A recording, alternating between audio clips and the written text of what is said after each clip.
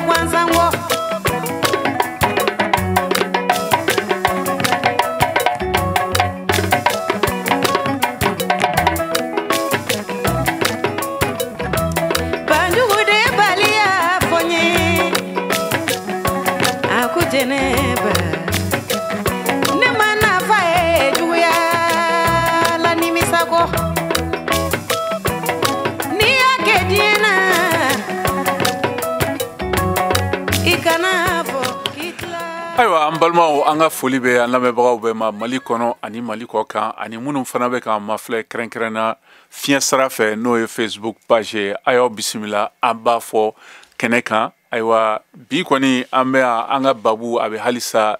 Niger o gɛlɛyaw de kan kɛrɛnkɛrɛnnenya CEDEAO olu ka bagabagaliw minnu bɛ sen na barisabu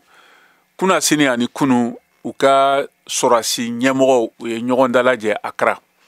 Aywa kuma min sɔrɔla o sen fɛ u y'a yira k'a fɔ ko hali ni kuma ɲɔgɔnya bɛ sen na olu kɔni labɛnnen don aywa ka dankari boloda aywa fanga dafiribagaw kan Niger ye ni u yamaruyara nka bi sibiridon na kunnafoni duman min bɛ yen o ye a jɛkulu ka cidenya dɔ sera Ɲamɛ ye n'o bisimila ye u bɛ kuma ɲɔgɔnya la hali bi nka mun de bɛna kɛ nin waati in na barisabu a jɛkulu ka jamakulu ɲɛmɔgɔ min ka baara janton bɛ politiki siraw ni hɛrɛ o ni lakanani na n'a tɔgɔ ye ko Abdel Fattah Musa ale y'a jira k'a fɔ k'u labannen don ka wale kɛ ni a yamaruya dira u ma o de bɛ olu ka finitigi maaw fanfɛla la sisan nka aw yɛrɛ hakilinaw o ye jumɛn yala ciden juruya fɛɛrɛw laban o bɛ se ka sɔrɔdasi doni lahidu jɔ CEDEAO fɛ wa ayo filanan fana ye aw fɛla ye mun de ni fanga bagabagali ni wale min bɛ se ka kɛ Sahel jamanaw kɔnɔ a n'a nɔfɛ kow kan o fana na jatigɛ wale kɛlɛli o sini ɲɛsigi a bɛna kɛ mun de ye Sahel maraw kɔnɔna na a kɔlɔlɔ bɛna se ka kɛ mun ye ayiwa aw ko de a ko la mun de bɛna kɛ donaw nata la ɲininkali gɛlɛn ayiwa o kama n'a b'a fɛ k'a da don an ka bi don baro la ayiwa a bɛ se k'an sɔrɔ nɛgɛjuru sira fɛ n'o ye 001 202 619 02 70 o tɛ dɔwɛrɛ to dunkan na fu fila kelen fila fu wɛrɛ fila wɔɔrɔ tan ni kɔnɔntɔn fu kelen fila ani bi wolonwula walima a bɛ se ka bataki caman fana fiɲɛ sira fɛ n'o ye an ka Facebook page ye VOA Bambara ayiwa bi an ka dunan aw yɛrɛ b'a dɔn kosɛbɛ o ye Dr Ali Tunkara ale ye kalanfa ye sigida a n'a kɔnɔkow kan ayiwa ɲininikɛla dɔ fana ani hakilijagabɔla ka bɔ cɛkɛda na n'o ye Centre d'études stratégiques et sécuritaires pour le Sahel o ɲɛmɔgɔ dɔ fana ka bɔ Bamako Dr Tunkara i bisimila sa an cɛ Ture a ka wele la ma lamɛnbaga bɛɛ lajɛlen fo ka du ka sigiyɔrɔ kɛcogow kan nin diyara n kosɛbɛ Docteur an bɛ ka dɔgɔkun saba de filɛ nin ye kabini fanga dafiri nin bolila bangera Niger ayiwa jamanatigi Mohamed Bazoum kama kuma caman fɔra ayiwa deliw bɛ sen na ciden juruya a bɛ ka bonya barisabu Amérique sen b'a la ani farafina gun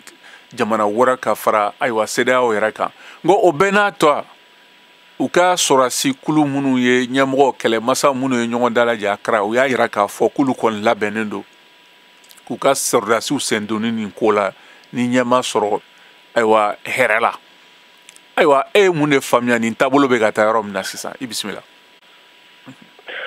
sa tiɲɛ don n'i ye kabini fanga dafiri Niger fo ka se bi ma kɛfilanin yɛrɛ CEDEAO jamana ɲɛmaaw ka ɲɛnajɛ senfɛ kɔrɔlen tiɲɛ don u ka papali farin u bɛ hakililaw ta ka ɲangili se jamana min fanga dafiri kɛ ka taa olu ma teliyala nka Niger ta kabini ya tile fila u ye ɲɛnajɛ fɔlɔ minnu kɛ fɛn min ye ka fanga ta ka sin fanga dafirikɛlaw la n'u ma sɔn jamana min sigira bɛɛ fanga kɔnɔna la k'o bila nɔ la o Niger ta in o kɛra ko teliman ye kojugu ni kumaw tugula ɲɔgɔn na kosɛbɛ o sababu ye CEDEAO maaw yɛrɛ u ye maa caman ye cogo la u binna dusu minan kɔnɔ tiɲɛ don n'i ye u ka bɛnkan sɛbɛnw lajɛ CEDEAO yɛrɛ sigilen bɛ bɛnkan sɛbɛn minnu kan kɛrɛnkɛrɛnyala minnu farala kan kabini san 2017 fo ka se bi ma fɛn min ye mara taabolo ye n'o ye bɛjɛ fanga ye a y'a sɔnni sigi o kan kosɛbɛ ka tila ka o sɛbɛn kelen fana kɔnɔna ka ɲangili boloda ka se jamana ma jamana min ni i ma sɔn ka o bɛnkan sɛbɛn ba a kɛcogo fɛ fo ka taa gɛlɛya ni hakili b'a la ka marisi kalo tun bɛ décembre kalo tɛmɛnen ka kɔn Niger fanga dafini yan CEDEAO ka finitigiw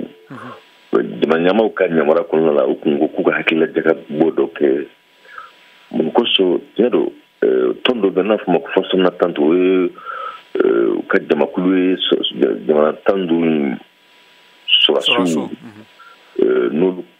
ni bin kɛra jamana min kan walima ni gɛrɛntɛ nana jamana min kan lakana ko ta fana ko ten kan ka taa o senkɔrɔma tintin nka n y'a ye o ye baara dɔ k'o dɔw la Sierra ni Gambie ɲɔgɔn nka min ye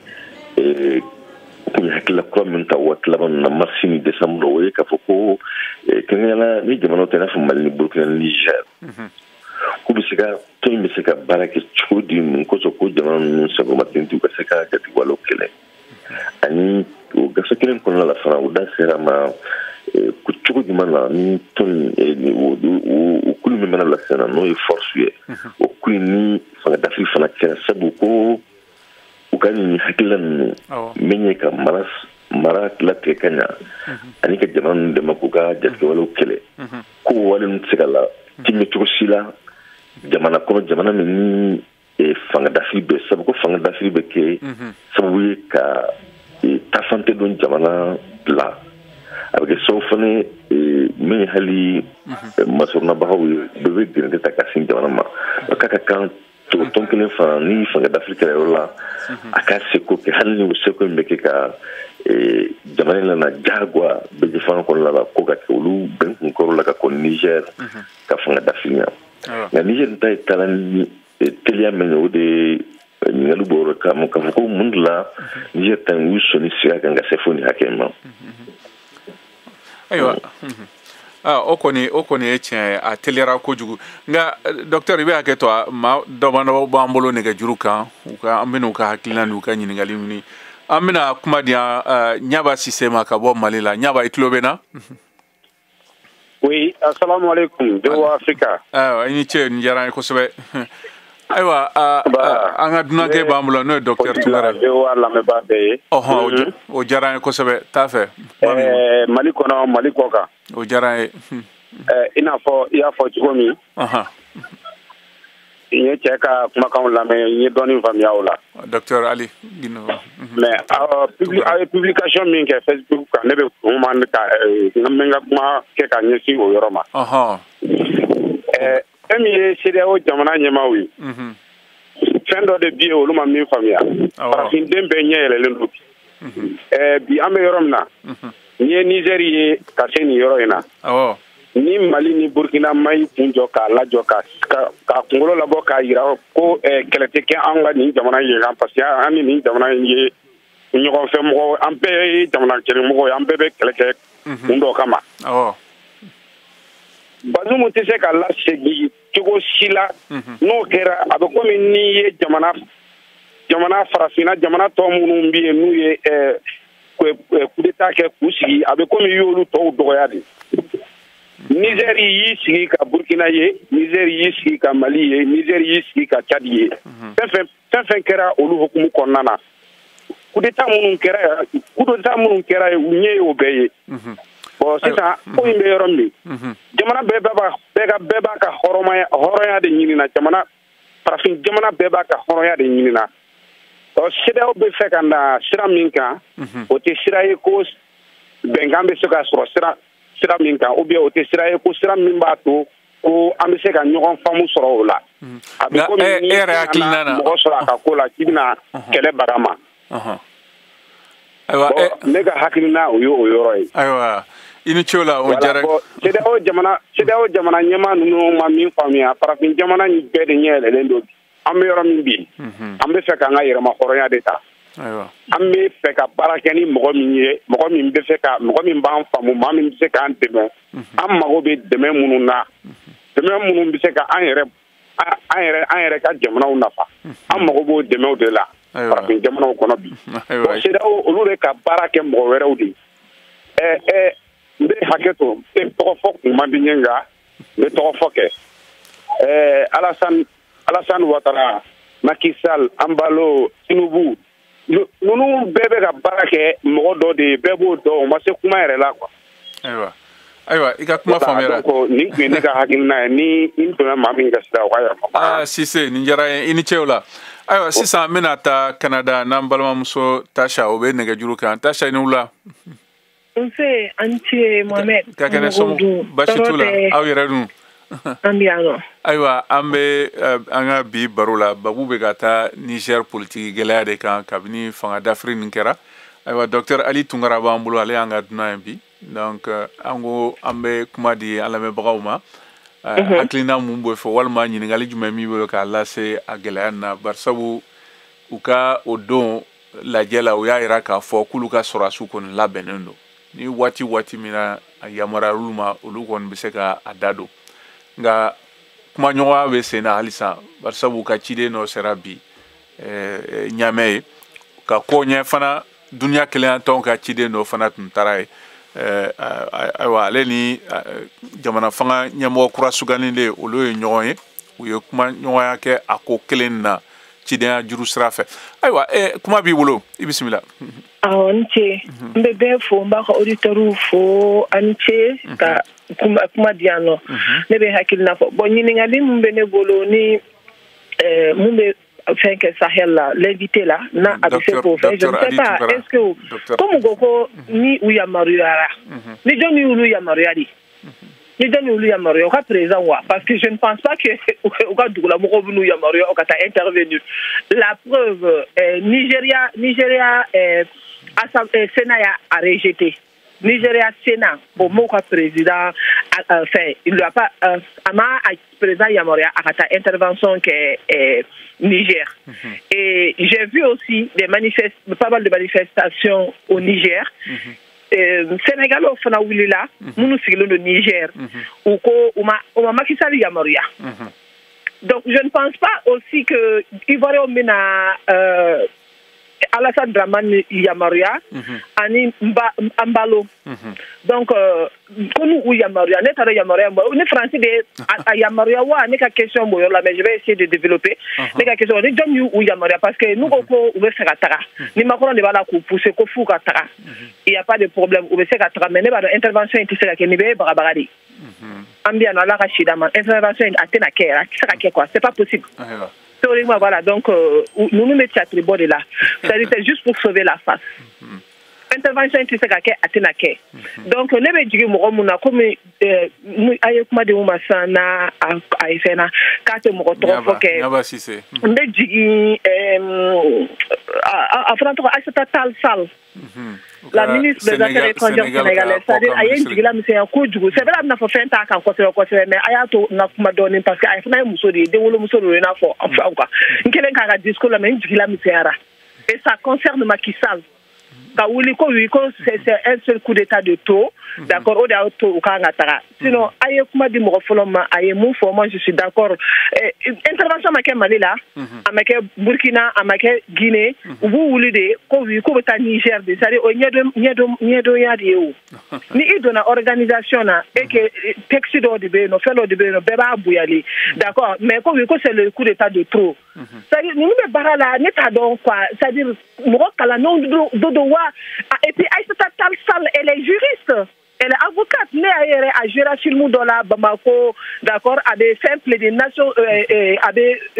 FMI qui a problème nous. Et aujourd'hui, elle se retrouve au ministre des Affaires étrangères de Macky Sall, qui est, elle était même opposante de Macky Sall. C'est-à-dire, c'est-à-dire, nous crédibilité du même niveau nous na, qu'on nous a fait, qu'on nous a fait qu'un intérêt défendu. Béaye Bibi na CEDEAO, Béba Fofa, c'est la CEDEAO des, comment dire, c'est pas la CEDEAO des peuples. Donc, n'a eu Moroyo Kofo, ou ka wuli, ou ka faire gérer quoi. D'accord, voilà. Mais quand vous dites tout ça, ah oui, une intervention tina ato farachunga coup d'état d'abla. Intervention tina to ka d'abla. Ni beye mouye faire de bout au confédéral pour que droha au dessus kanam nebe. C'était une guerre géopolitique, géostratégique. Nous craignons au drone. Et j'ai vu dernièrement aussi une vidéo quand Farako coup d'état qui era Dugumina, Amérique Loiraïa, ni Américain qui a basé de Kouka Ouli. Américain donc maintenant un certain Peter. Il paraît que voilà, à Kanka Ouli. Bon, maintenant, au-delà Américain, on va il y a nuancé ou fait un condamnat. Ils disent que le Bazoum soutenu, mais ils n'ont pas condamné tout à fait le coup d'État. Ça nous enflait son lieu, quoi. Excusez-moi du terme, mais nous enflait le haut. Et moi, je ne peux pas me ou de rester serein, d'accord, faut être naqué. Et puis, il y a là que Mali, Niger, Burkina, au superficie, au Kachani, c'est un total. Donc, moi, c'est exactement, mais pour intervenir, pour pouvoir intervenir Sahara là, parce qu'il faut au Sahel, mais Niger et Sahara, d'accord, ou quand c'est techniquement. Je ne suis pas généralier, je ne suis pas mais il y a un faire la main. Ou tu sais qu'à intervention de Oubenta. Amina kuma di docteur Mabi Jabi sisa. Ok, d'accord. Inichola. Aywa sana nga kuma segi ka kuma di anga duma ke ma ameta malila falo ambalma ke Seydou Keita ale be nega juru kan Seydou ni wula Keita ke ni wula. Sange Keita do. Ah. Bismillah. Sange Keita. Sange Inula. Oui, Bismillah. Awa Anula. Voilà, merci beaucoup, Thierry. Kuma Djaraye. Donc, Amewati Minasisa. Amewati Minasisa. Ansera Eurodola, Africain Bekanga Wulinu Yere. Africain Bekanga Wuli Sisan Koujo Yere, comment dirais-je, ka CDAO, c'est-à-dire CDAO est comme si c'est les syndicats des chefs d'État, quoi. Donc, voilà, donc, Ambe Wati Minasisa. Voilà, maintenant on va retour là, quoi. Oui. Antlobila, t'as fait, Morebe Negajuka, t'as fait. Voilà, donc comme retour Kundembolo Sanye retour soro. Voilà, donc maintenant revenons. Aywa, amese kana kuma dima kofe. Ambalmake Boubacar Ba obe negajuru kan. Boubacar Nula.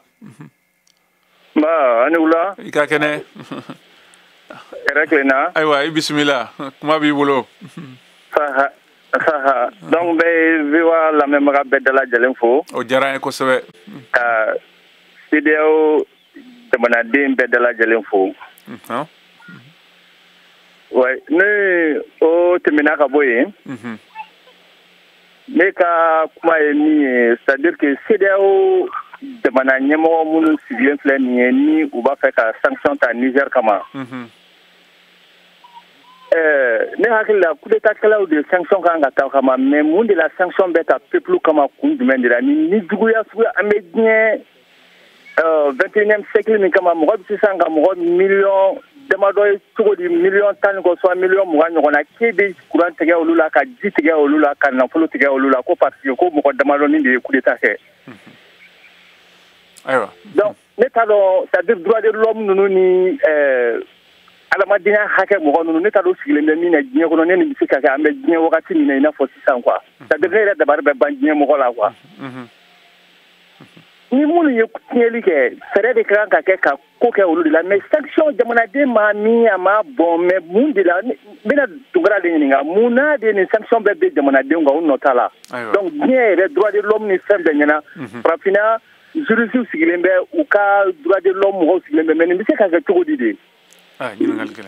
donc ne ba faka ni ngal mi ngol ngaw yoy ni de ne dabari ba prafin reka hakilina reka ko ne ta do prafina nyemo nunu ta do nyemo su nunu do nyen kono quoi donc ne ba faka ni ngal mi ngaw sinyo e mais vi wala même ka befo aywa inite iba anga foli bebe aywa sa meso kana kuma di docteur Ali Tunkarama aywa docteur Ibora ka korofoka me ka taa Canada kana sigi Bamako ayiwa kuma b'i bolo docteur bismillah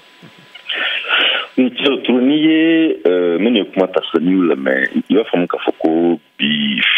secrétaire ni ye CEDEAO jama tandu ta même kilomètre refeden na fo Mali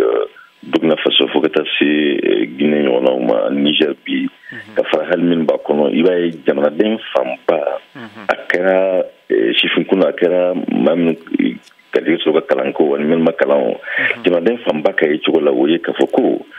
tun sigata fa bala na tun tableau de kilomètre bi u ka yi chola ulure ka hami anuka munanko bolo tonte ka ulu takake sebekoe be jenamin ton na fa na mabsi amin famna don tiado ni nyangli nun la je garanti be se na flo me mawlu jama don e sabu akera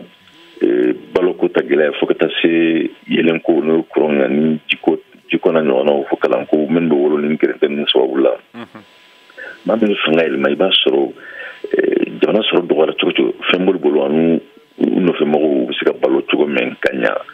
na wolo ni kama machambiri ni ngabita fuyal masida okani nyangil sababu gafo koloni particular additional daile wa ka foko tiado agrente nga green na ube wesebon kono kata kabini men fanga dafiri woluire de bokene manu umasmamo nakara frakelita fanya ni kata se fenfembato femme sobiye ka ile segiko sero nyama ko jatila ni marabaka ni desaraka jama donc hake do sabati na fo kalanko ani uka diko fota sekena kuma uka yichikola kono kera dola mini fanga da bolo na sabuko uka nyangi chama bekino nganya de hanna so ngana sabati man bo ufana be ko fe tiaro niye uka kuma sila la mettre fena faut que mabeka foko sila ubeka barakini na sajana do de jaye na kuma sila uba foko mabeka foko uliye jamana kanhoro ya leunde ute ba uteka barakini masija hakila men beka takeneka hakila ntekata ko ka jamanda unyangi akunyede basi sawati tsika na jamana ko tubusila ni fanga dafi waluma kon ni fanga dafi waluma ban pepe wa fi comme ça la ni wat tarula ban wireta ko fanga dafi beka ke comme kama ni yulta ani ka konfanga da finya ko da non ko no la la mon kambi ki bay ka ko sigate maintenant fanga da fite fere mbato jona be seka tare da ko be kama wa fe bi mini Niger tay ka dansi wala me ba ka ngunan kan famu sabu CEDEAO jama den chaman bimbi uka ngunan ka inde ka ko jama nyama uye ukan nyangi menta ka kunda Niger tam selela ni Mali ta kolo la je gafu kon lala ka Burkina ta kolo la je gafu kon lala Guinée ta kolo la je gafu kon iba ka ko akamana akanso wire mamire fanga d'Afrique ka jama ku kanu ma chama ku Niger u te fanga d'Afrique fe u fanga d'Afrique kona nyangin ka so wi u farla fintuka ma chama kumbe CEDEAO jamana pandulun kollala seme fanga d'Afrique model ka kanu nyangin mun sera hake dola u tambe ka siga bina so kutega barakeni se jamana do jaay wolu be kama bi ya fi ko kuma danala ma be se ka jiga ka foko tangan segi mel mesena kuma nyona la nul kungela wat kemerona ni Niger fanga kwati wi o dola halni marfa koma ban ana ke so ko ne kala ya kharuya andram sumbe Canada na be ka ko ku papala ko ni papa na papali hakela abero men bi ma se ka jora ko langa ube bulu men ka numa no famna kera amanga balmo wala na fna bla keli na ke balia ni ikikala de loni ka tukala bi ma se ka ube blam na kre wono do ko ko fendo ate papali hakela ble sabu ako sera yoro meni ma kana sera makanga jetina ke akoloka na kafoku beka fanga da film na papa drone ko film lutena walea antigana ora na be men kama ko bi ayiwa an balima caman fana ye bataki caman fiɲɛ sira fɛ n'o ye Facebook ye docteur mena dɔ kalan ye i ka se k'a lajɛ n'i b'u hakili lajɛ a fɔlɔ ye ko Chaka Doumbia ka bɔ Mali la ale ko ni maa minnu ye ayiwa fanga dafiribaga ye u kelen bɛ ka maa minnu wele k'u ne ye Bazoum n'a tɔɲɔgɔn ye k'u kan k'u bila ko tɛ se ka bɛn bɛɛ fanga hukumu kɔnɔna na ko taabolo kan ka ɲini kɔrɔtɔ la a filanan ye Yakubatu ayiwa Tigida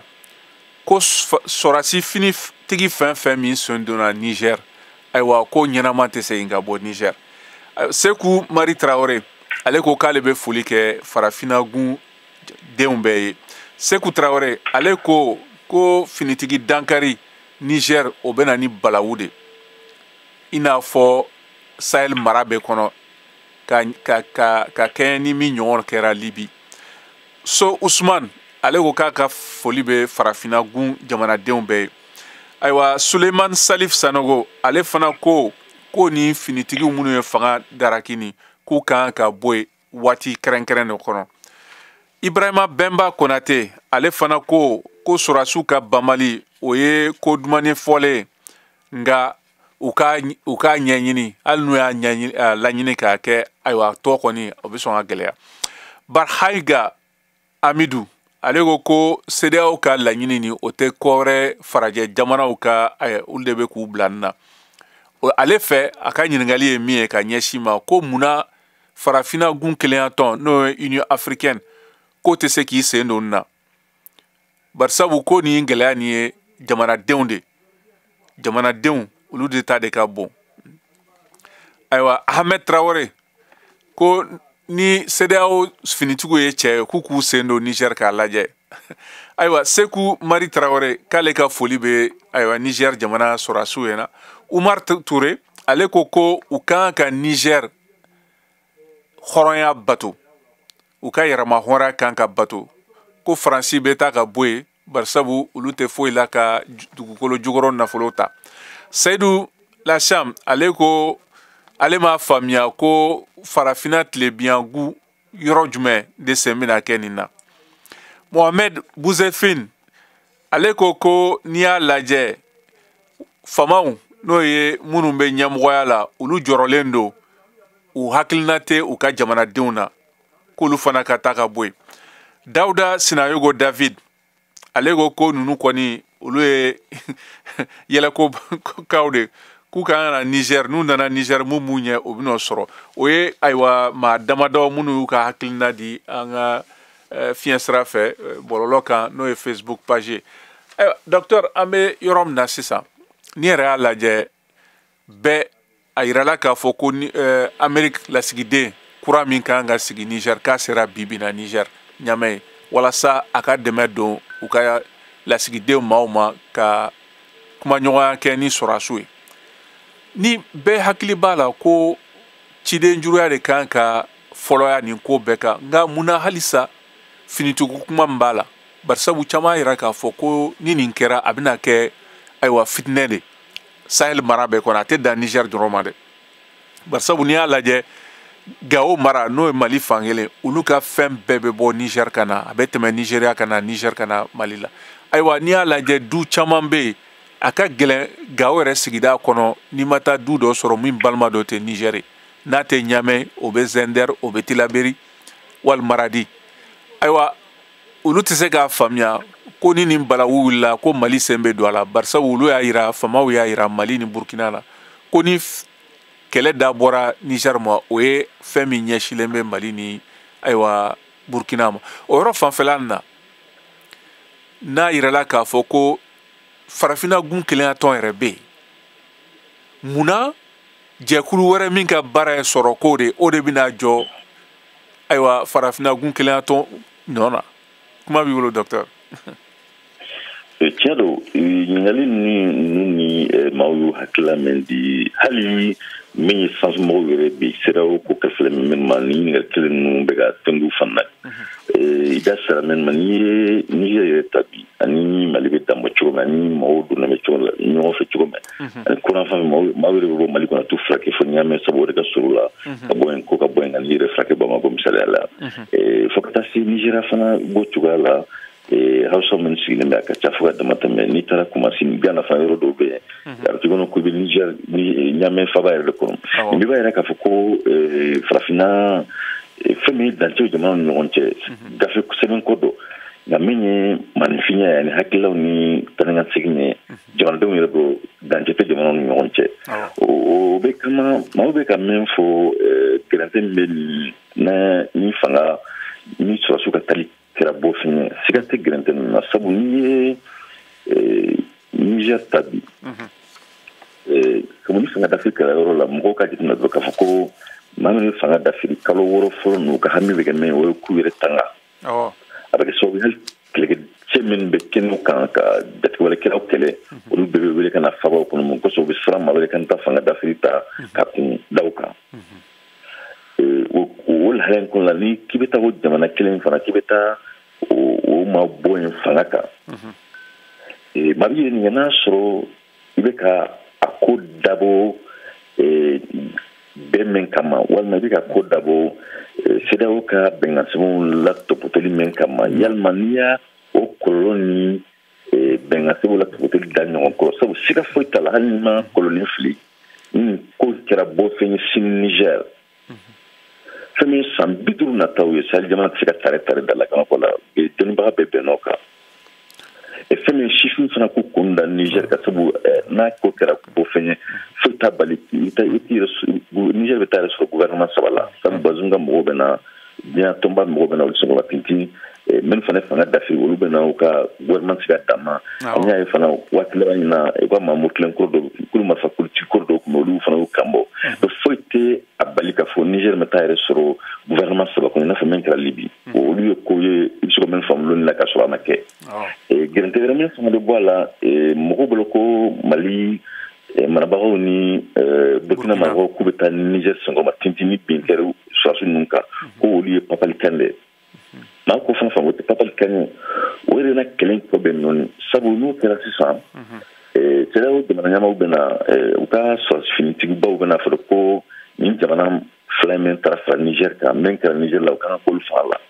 o ko kelen ni minam wa yin kubo minam we ulu kasala sol ma ina fuka avion o dum marqué akolo tante jama donc akolo tante la kana balia ka do ni wala ma chana mi ni ngabina soro hani bazun kala bofini simi so suka garanten ko lala abena ma jumande mara Niger don na tawla yelma hani fangain sarakatan so sunyama ni sarakatan Niger ka penankoro bazun bo bolola yalma Niger yere banakel harajma sambiso sambidur nata yalma akolumbe ke sahil jamana ka ko ni president na aka hukumu kolla sabu jamana don le voter ko ni dan encore ni besranya kama lonika yetukola beje fanga yake fanga dafri siga fantala o te fere memba to jamana donga manonga gerdo bilika buka sabu akayoro chama kan flanko de kara fa no kunye fere baso farnedia beta na ko be kam o be ko fe tenir la grande message de mana kam ko ni tan ni fa ke yo grande ko o la ma chamanga diala tuma no la ba men be sinabi ni per rancon fama kula ma nyonje halni marfa ko ma bali ana ke sobe kala ya kharuya na kabokuma ni yon na dron mo ka fam ka foko tiado Niger ko me tume sika fokibe asongo matitini sabon sabu fanga dafire seben foite akara sero de manauka seben bawo no constitution yo akara sida were benga seben yo akara jamana were utegeno bla seben mun na nya jamana were nyonte jamana ka o were nyonte ni shide madde ni fanga dafire ngana kera akolo ni abeseka kumenchu anyona were mangate tume le kanga na katine seben ka Niger ma kamanga yitola Niger kanga la jebi kololo kunda de ngani kibala je sharaka yitola iba foko sera mo do bala sabu be ku sisimrege sharade ngani la je kololo kunda iba ka foko haki sika jena ka foko de na kuturu nyama de beson ka taa fɛn jamana bila san 50 kɛrɛfɛ wɛrɛ kɔnɔ ko sariya labatoli sababu la o ye fɛn ye bi fɛn min ni maa caman bɛ kumpan na. Ayiwa an bɛna sisan an tulo kɛra bɔ ni laseli yɛrɛ ka sɔrɔ ka na kuma di an balimakɛ Cɛmɔgɔ Munkɔrɔ ma ani Abu Draman Tarawele ka bɔ New York.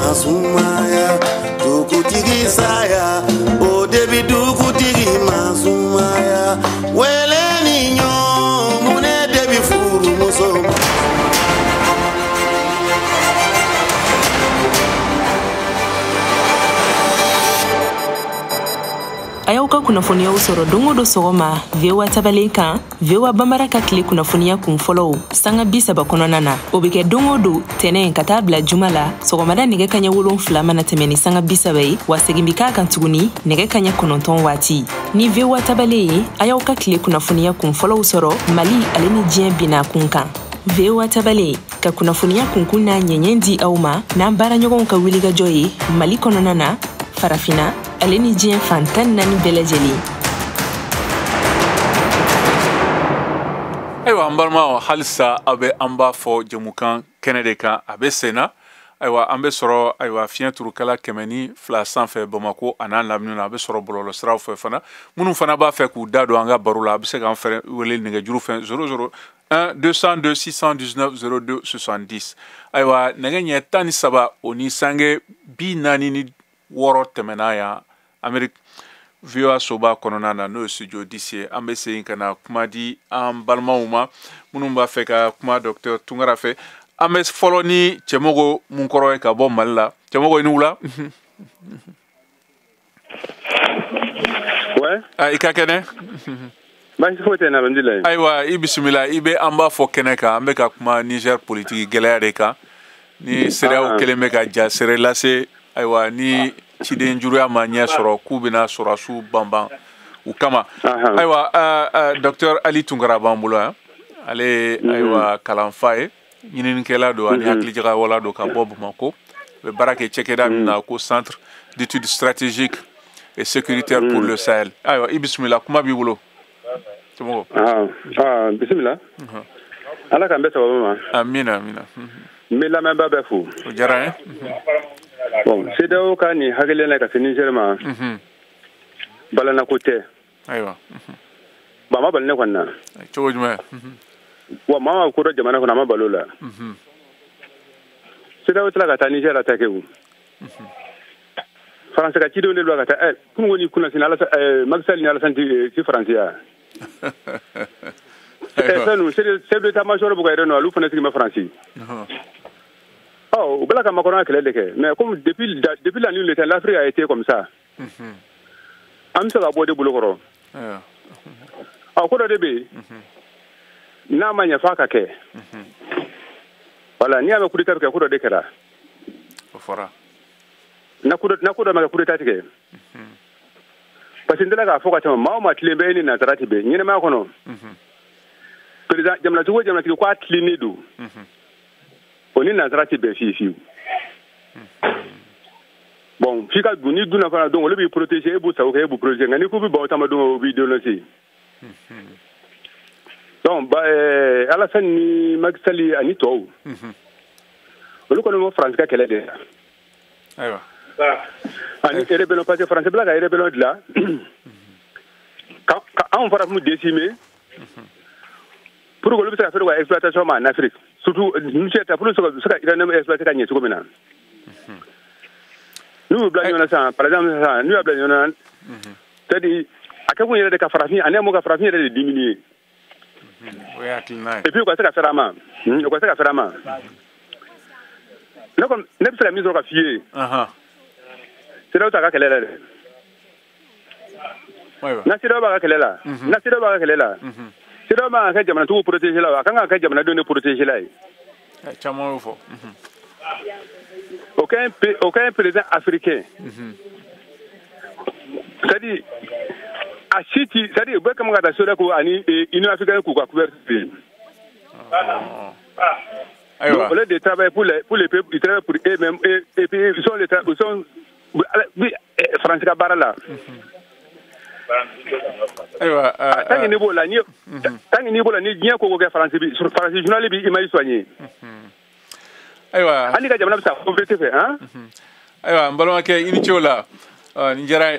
ayiwa an bɛna taa New York n'an balimakɛ Abu Dramane Traoré ale bɛ nɛgɛjuru kan Abu i ni wula New York aw bɛ cogo jumɛn an bɛ Ala tanu ayiwa i bisimila Docteur Ali Tunkara b'an bolo yan ayiwa a ko nin a bɛ ka taa dɔnsen wɛrɛ kan e yɛrɛ bɛ hakilina ye jumɛn walima ɲininkali jumɛn b'i bolo k'a lase docteur ma bisimila ok a foli bɛ lamɛnnikɛla lajɛlen lajɛlen o diyara n ye kosɛbɛ ne tɛ ka kumakan mɛ n ka foli b'a ye monsieur Touré ne bɛ kuma fila ɲɔgɔn de fɔ ni gɛlɛya b'i kan i b'a fɛ ka gɛlɛya ɲini ka bɔ yen i bɛ ka taabolo ɲini ka gɛlɛya ɲini ka bɔ yen mais e b'a dɔn n'i ye taabolo dɔ ta o kɔlɔlɔ bɛ na bonya ni gɛlɛya b'i kan e ka choix bɛ kɛ mun parce que intervention militaire sɔrɔdasiw tali min filɛ k'a bila ka taa Niger Niger yɛrɛ hali n'a danna Niger ye finitigiw ma u tɛn'u sigi k'a fɔ k'u bɛ filɛri don marifa da la ka CEDEAO mɔgɔw makɔnɔ a bɛ taa mɔgɔ kelen ni lakanani kama ou bien u ka fanga kama a b'a fɛ ka mɔgɔ 100 yirikaw faga o ye kuma fɔlɔ ye filanan mɔgɔw bɛɛ seginna nin kuma in kan k'a bɔgɔla dɔn bɛɛ b'a dɔn ko tiɲɛ don ko CEDEAO sigilen bɛ jamanatigiw de kama Tinubu nalen a ka fanga daminɛ la a ka kuma fɔlɔ kɛra mun ye ko fanga dafiri tɛ yan tuguni a m'o fɔ wa a fɔra a ka kuma tun kan ka kɛ min ye a tun b'a fɔ de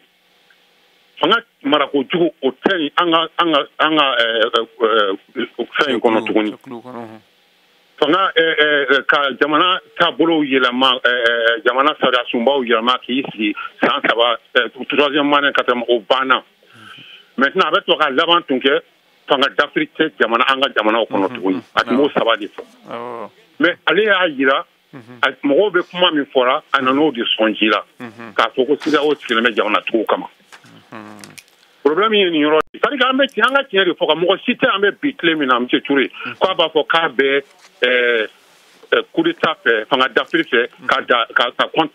bɛɛ fanga contrôle o mɔgɔ tɛ yen hali fatɔ mais ko dɔ bɛ yen dɔ de ka fisa ni ko dɔ ye ayiwa i ni ce o la n balimakɛ ayiwa halisa ɲininkaliw sira kan an bɛna taa Mali la tuguni an balimakɛ Randan Faraji ale bɛ nɛgɛjuru kan Randan i tulo bɛ n na Touré ayiwa i ni ce i bisimila saha n b'i fɔ ayiwa o diyara n ye ka bɛɛ lamɛnbagaw bɛɛ fɔ o diyara n ye kosɛbɛ Touré e b'a dɔn ko n'a fɔra ko terroriste CEDEAO yɛrɛ de kɛra terroriste parce que CEDEAO ye Farafin bɛɛ terrorisé la CEDEAO a dérouté a y'a ka sira bila complètement parce que a bɛ ka baara kɛ tubabu de ye donc maintenant Bazoum min ye tiɲɛnikɛla ye o mɛnni o de kɛra kojugu ye on sait bien que Alassane Ouattara est à la machine à fabriquer des mercenaires et consorts là. Donc maintenant, il faut que Farafin k'u ɲɛ yɛlɛ u k'a dɔn k'a fɔ ko nin tɛ Bazoum ko ye dɛ parce que olu ka la charte de l'impérialisme min kɔnɔ min b'a fɔ ko hali na Farafin bɛɛ sara olu ka objectif ka se ka atteint u bi ko de ɲini là o tɛ Bazoum côté Bazoum kelen ni bi se ka sa Nigériens bɛ ka ni ye mɔgɔ joli ils ont terrorisé presque tous les peuples africains. Les Africains bêtent de Djawili. Tous ceux qui sont faibles là, ou bêtent Djawili. Où il y a la vérité dans ça. Et maintenant, pour les histoires des droits de l'homme, il ne plaît qu'à quelque chose. Je pense que le droit de l'homme, ou bien ou voyagera de wa, ou bien pour le moment ils sont suspendus wa, ou bien ils sont supprimés là, ils sont là, ils ne parlent pas à cause d'une seule personne, alors qu'ils sont là à terroriser l'Afrique entière. Mais Alassane Ouattara et Macky Sall, ils sont entre le morceau et l'enclume. Mais où serait où irait à la cour sera où Nyanyala. Il faut que les Africains restent unis. Merci beaucoup. Aywa yananga seganga dunakema amina kumadi ambalma muso Aïchatou Keita ma Keita muso inula anula ika kene somo bedi bati tena o yere dum aywa kera fama yere la kan deni travail amina aywa ameka baro de ke ya Niger geleau kan kadaka sedawe jasere minke ka nyeshi finitigi d'Afrique bagauma aywa docteur Ali Tungara ba mola le de anga duna bi ni nyingali bi bolo ka la sema ou bien haklina juma mi bolo aywa geleam be Niger bar sabu Mali fama fana ko koni bingani kera Niger kan o koro e kele sera ulu fana ma ulu ni Burkina Faso awu mune jamana dewe muso kunda haklina juma ni kola mba fo senga fo ka onula ka foli bla la me ba wi o jara ko so an yo muso wi surtout muso jekulu mbe kuma la se muso de ma muso de ka wuli ti chesri bujo ne de ka association ni demba ya ka jikiya ni dunya na muso na chena muso ni muso wuli la yoro mina ro ademe wila no fe donc o be chugo mina chaw fana kanga tuga anko tini Niger problème mu fleni mala sunya ambe farafina jamana kuntigi be interpeller nord la muso be to la mo ikaki yere di folo yani kake mo were ange farafuni tubabu tan se kuyi ne balimo tubabu ya fo ma duga na fana ku be farafina bu ka intérêt de nofe ne ti se ka famyan kungulo la o an jamana kuntigu be se ka tar du u jenyogon kan chugo mina jamana den to kan chugo mina o mine ko di tubabu ka intérêt la o ti Bazoum ko intérêt la kuyi o be tubabu ka intérêt de la donc an na farafin président mu be ka tugu ko an ba fo ku miri u dambe la dogoya mate u ka sigi hakili kofe ka sigi kofe kana farafina dambe la ou ka jamana dewna me moi je pense que ni be barake ko peuple de peuple mena mi foi betu wole ko be Niger peuple wile ka jo pakali min kera Niger ama ke farafina fanchila ko sayna donc ni peuple wila ka jo ko Bazoum kata ne ta do awbe na ka mu intervention te ou be awbe na jawu ya fanga mi klaka asituguni anga ayo Mali décision mita ya ka décision nyana maleta Burkina décision mita ni lagi décision nyana maleta parce que ni ko basakele mana wuli ni ko kika strata la ha abe akoloro be sima de aywa mbalo muso ni jara ko sewe inite ikaita ni jara ko sewe aywa yananga seiga kumari docteur Ali Tungara Aminata Philadelphie nambalma ke Mamadou Ben Jabate ale ben ga juruga Ben inawla Manula. Aywa Dr Ali ba mulo aywa CEDEAO koni kamancha ngozo sa aywa kuma bi wolo d'accord mais foli be anga sorasu mu foko unu sala ku darosuma amina unu banan wala ku banan no ya amin unu be sal ni désert kono ala ku linkisi amina Mohamed ne temi famu malien wa kuma la ko mais ubika kuma info anga élection d'abladron aka ni mana simina nga kitino comme Soudan tukumina avec chumone marfate civil bolo mais na fa memba la sisa ni kureta ni président élu la kasi au ko kureta be kola au ko conséquence kana kola ikomi avec ka jamana na tukumina conséquence tala kureta ayen la fa menya Mali floy kabi kureta kra ibega la fo bidomira fagali min kra Mali kono do fagali make itambe ko village si segna nola itambe ko jamana yi progressera d'un pas amata yoshi nafa jumɛn kɛra o la sisan Modibo tun bɛ ka baara min kɛ Musa Traoré nana a y'a ka baara dan sira la ka b'o don an ye seginin kɔ daminɛ fo sisan an bɛ seginin kɔ la hali bi an tɛ k'an sigi k'a miiri k'a fɔ ko coup d'état man ɲi mais an b'a la di CEDEAO non an bɛ ka taa a taara baga président sigilen de ma k'a minɛ a man kan ale k'a kɛ ayiwa o ye kuma yɛrɛ ye donc k'a fɔ k'u bɛ taa peuple kama u taa tɛ peuple kama o u taalen don u bɛ taala mɔgɔ min kama mɔgɔ min ye fanga minɛ jagoya la a y'a fɔ k'a bila dɔrɔn n'o y'a bila an tɛ se nin si ma ayiwa kuma bɛ o dɔrɔn de nɔfɛ o ayiwa i ni ce la Ben ni problème bɛɛ tun tɛ Niger kɔnɔ mais sisan kabini fanga d'Afrique kɛra an y'a ye problème bɛ ka kɛ Niger kɔnɔ an ka sabali sa an kana tugu nin kan i ni ce Ben an bɛna kuma di docteur ma docteur ayiwa waati bɛrɛ ma co docteur i bɔra ka kɔrɔfɔ kan mɛn kuma b'i bolo docteur Oui, tetela min lakana kota fan siga kontara président Bazoum nali ani fanga da sulu bena Mali Burkina o kɛra sababu ye ni jamana saba ni gɛrɛnde bugan kosɛbɛ lakana baliya fana u tɛ ka baara kɛ ɲɔgɔn fɛ moi caman kɛ cogo la Bazoum ye a ka nali kɛra sababu ye ka lakana baliya sinsin caman cɛ saba in na n'o li perte groupement yɔrɔ sabu ni jamana saba in finitigiw tɛ ka baara kɛ ɲɔgɔn fɛ fo bi alors teliyala hali n'a sɔrɔ Burkina ni Mali finitigi baro daminɛ a bɛ faamu ni ye maaw ka ŋunankanw nana ni bɛɛ n'i ka ye cogo don nin ko ninnu na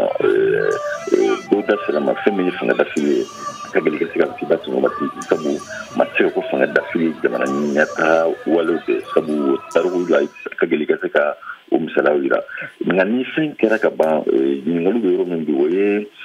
fanga dafili kɛra ka ban fɛn tɛ bilen k'a bɛ sɛnna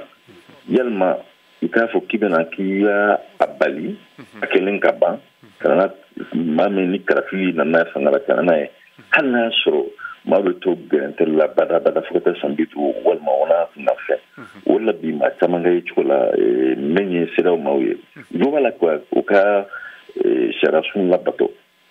nka n'i ye maaw lamɛn sisan o b'a yira k'a fɔ fɛn min ye siraw jɔyɔrɔba ye jamanadenw ka gɛrɛntɛw la n'u ka ŋunankanw na maaw dɛsɛlen bɛ ka u sɔnni sigi o kan ni siraw lajɛ bi bingana bɛ jamana minnu kan i n'a fɔ Mali Burkina Niger jatewalekɛlaw fɛ diinɛ tɔgɔ la ko siraw maaw jɔyɔrɔ dɔgɔyara o la kosɛbɛ n'i ye siraw yɛrɛ lajɛ bi yalo maaw bɛ ka fɛɛrɛw kɛ jamanaw bɛ ka fɛɛrɛ k'u ɲɔgɔn cɛ nka n'i ye dugumasiraw ta misaliyara sisan